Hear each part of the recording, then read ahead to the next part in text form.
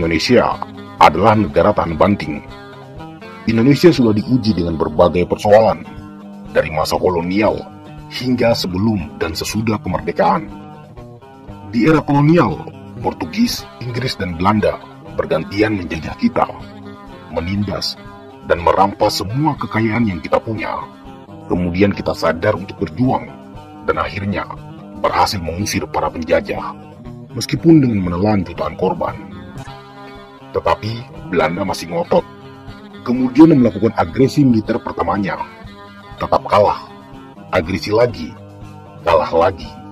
Belanda melakukan 2 kali agresi militer untuk memecah Indonesia menjadi beberapa negara bagian, bahkan dibantu Inggris dan Amerika Serikat, tapi tetap tidak bisa meruntuhkan negara ini. Belanda memaksa kita untuk menjadi federal agar mudah dikendalikan. Tapi para pendiri bangsa sudah bertekad untuk tetap menjadikan Indonesia negara kesatuan. Begitupun saat kita sudah merdeka, konflik, tragedi, dan pemberontakan masih saja terjadi. Negara ini tidak mulus-mulus saja menjalani sejarahnya.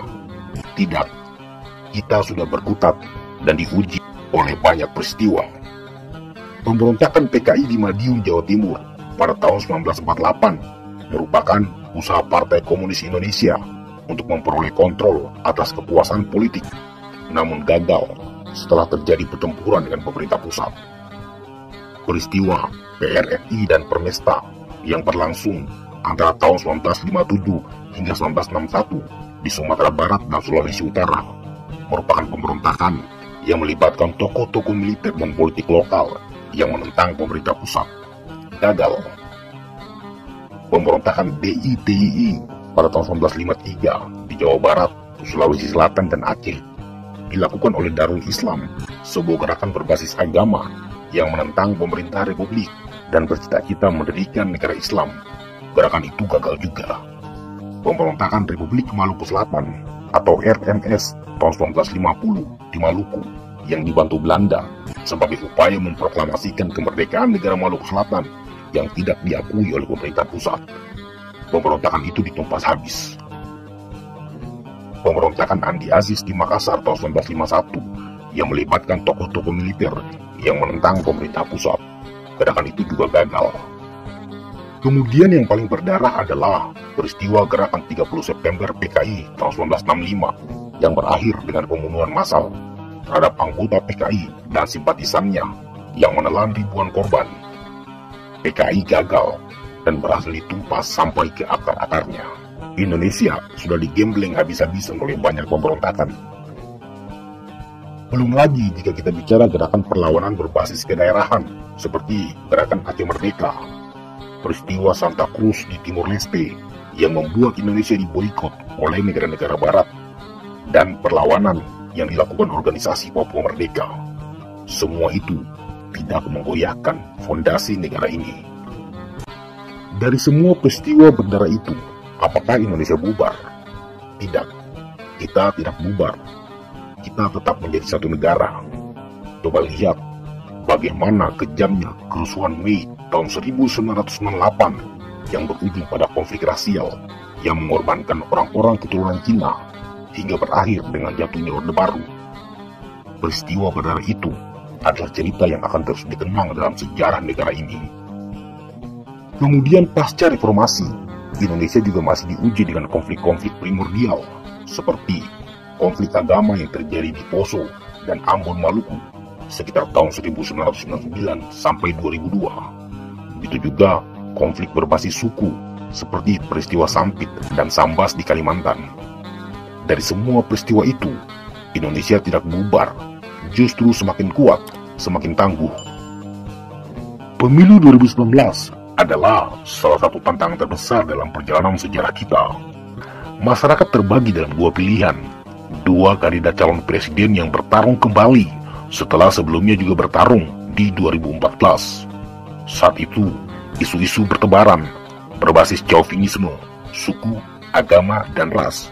Politik identitas dimainkan, black campaign dari isu PKI, asing-asing, anti-Islam, kriminalisasi ulama, hoax berkeliaran di mana-mana.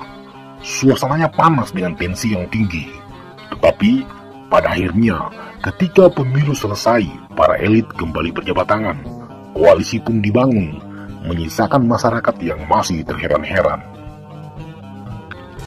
Pelajaran yang diambil dari itu adalah, ternyata pemilihan presiden tahun 2019 tidak sepanas yang kita kira. Pilpres bukanlah pertaruhan hidup mati. Indonesia terlalu besar untuk dipecah oleh pilihan politik yang berbeda-beda.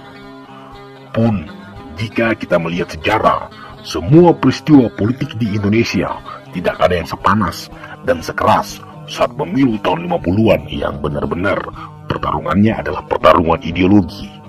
Masyumi yang Islam, PNI yang nasionalis, atau PKI yang komunis. Bahkan saat itu, hampir semua partai politik memiliki laskar-laskar yang dipersenjatai dan siap untuk saling menyerang. Belum lagi kondisi negara yang masih berusia 10 tahun, serta gangguan keamanan akibat banyaknya pemberontakan. Beruntung, negara ini bisa melewatinya meskipun sempoyongan. Buktinya, wilayah Indonesia yang diproklamirkan tahun 1945 tetap sama seperti hari ini. Kita tidak bubar, justru semakin kuat, semakin padu. Begitu juga Pilpres 2024 itu hanyalah perhelatan politik biasa. Indonesia tidak akan bubar oleh Pilpres, siapapun yang menang, siapapun yang kalah. Karena Indonesia jauh lebih besar dari semua calon presiden. Sejarah Indonesia adalah sejarah perang, sejarah konflik. Meskipun begitu, Indonesia bukanlah antitesa dari konflik, tapi sintesa dari semua pergolakan-pergolakan di masa lalu. Indonesia sudah ditampar berkali-kali oleh tragedi, dipukul habis-habisan oleh perang, ditinju berkali-kali oleh pemberontakan. Negara ini sudah tahan banting. Indonesia sudah diuji oleh berbagai peristiwa, pemberontakan, tragedi, kudeta, kerusuhan, dan juga konflik horizontal. Tapi negara ini tidak hancur, malah semakin kuat. Seperti yang dikatakan seorang filsuf Jerman, apa yang tidak menghancurkanmu, malah akan membuatmu semakin kuat. So, suksesi kepemimpinan bukanlah perang ideologi, tapi soal siapa yang akan memerintah berikutnya. Jadi, menjaga demokrasi, itulah hal yang paling penting saat ini.